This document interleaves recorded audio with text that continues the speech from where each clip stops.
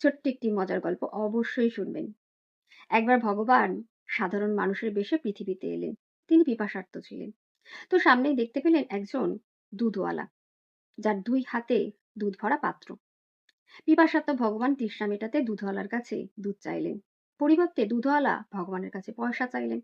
ভগবানের কাছে পয়সা নেই। দুধওয়ালাও বিনা পয়সায় দুধ দিলেন না।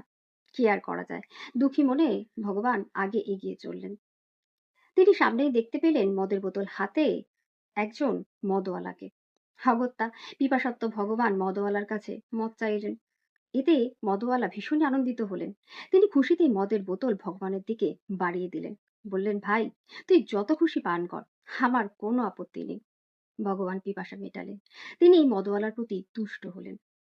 মূলত এরপর থেকেই ভগবানের কৃপায় মদওয়ালাকে কখনো দাঁড়ে দাঁড়ে মদ বিক্রি করতে যেতে হয় না, যেখানে দুধওয়ালাকে মানুষের দরজায় দরজায় এসে দুধ বিক্রি করতে হয়। কি মজা পেলেন তো? আমার কিন্তু বিষয়টিকে কোথাও সত্যি বলে মনে হলো। আপনার কি মতামত? অবশ্যই জানাবেন।